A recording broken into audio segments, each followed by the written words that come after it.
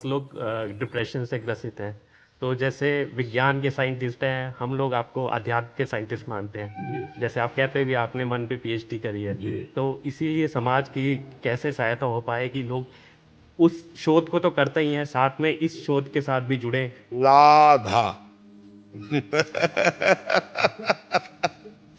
अगर ठीक ना हो जाए तो हमें बता देना।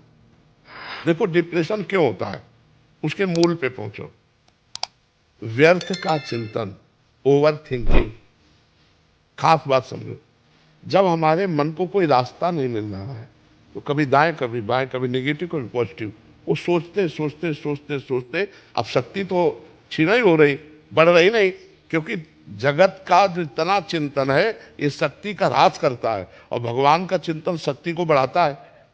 तो अब भगवत चिंतन तो हो नहीं रहा, अब जागतिक चिंतन हो रहा है, शक्ति क्षीण होती चली जाती है और वो निर्णय करने की शक्ति खो बैठता है। अब वो डिप्रेशन में पहुंच गया। भय, चिंता, उद्विग्न, ये कैसे हुआ? पापाचरण से। उसका मूल है मनमानी पापाचरण, तभी वो डिप्रेशन में पहुंचा। ये सब क्यों हो रही? क्योंकि भगवान से नहीं जुड़ा है। भगवान से जुड़ा हो तो भारी से भारी विपत्ति और कष्ट में भी भैया शाम है तो सुबह होगी, दुख है तो सुख होगा, आज नहीं तो कल होगा। और परमात्मा आनंद से उसका जो विवेक है वो काम करता है तो डिप्रेशन में नहीं जाने देता। तो जितने, अगर हमारी बात मान लो, जितने डिप्रेशन वाले हैं कुछ दिन दवा खाओ, लेकिन हमारी दवा ले लो, राधा राधा राधा राधा, और ठीक ना हो जाए तो हमें बता देना।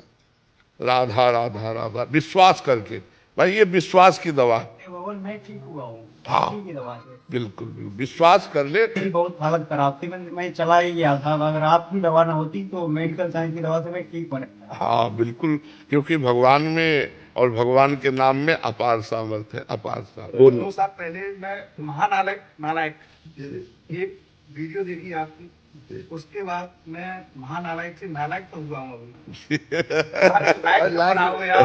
ये चाहता हूँ। वैसे हमारे प्रभु के दरबार में नालायक का ही ज्यादा आदर होता है। देखो प्रभु को किसी लायकात की जरूरत नहीं, और हम किसी लायक नहीं। बस ये बात जब मन में बैठ जाती है तो प्रभु का लाडला बन जाता है। और जब ये बात आती है कि मैं किसी लायक हूं तो भी उसका गिरना शुरू हो जाता है। क्योंकि जब ये अहम आ जाता है कि मैं जितेंद्री, मैं काम विजयी, मैं क्रोध विजयी, तो फिर माया परीक्षा लेगी और परीक्षा में फेल पक्का होना है। और अगर जब ये हम पहले कह रहे तो हमारी परीक्षा की जरूरत ही नहीं है। तो हमें लगता है हम नालायक ही बने रहता अच्छा रहेगा। हम नालायकी वाले आचरण न करें, हाँ, पर अंदर से हमें अनुभव होता है। देखो हनुमान जी महाराज इतने बड़े ज्ञानी महापुरुष हैं, भगवान हैं, विभीषण जी से क्या कह रहे हैं? असमय अधम सखा सुन मोहू पर रघुवीर, कहा मैं ऐसा अधम की प्रात ले जो नाम हमारा ते दिल ताहिल। और हम पर भी भगवान की कृपा है। तो यही बात है, यही दरबार दीन को आदर रीति सदा चली आई। ये दरबार भगवान का ऐसे के लिए ही है कि मैं किसी योग्य नहीं हूं तो भगवान गले लगा लेते हैं, और जिनको ये मैं योग्य हूं तो योग्यता का फल भोगो जाके, और लोगों में भगवत प्राप्ति नहीं। भगवत प्राप्ति तो ऐसे है। गुरुदेव ने दैन्यता और विनम्रता दो चीजें तो बहुत ही कही है, बहुत ही कही है। आप दैन्यता और विनम्रता, ये आपने जो सिखाई है ना,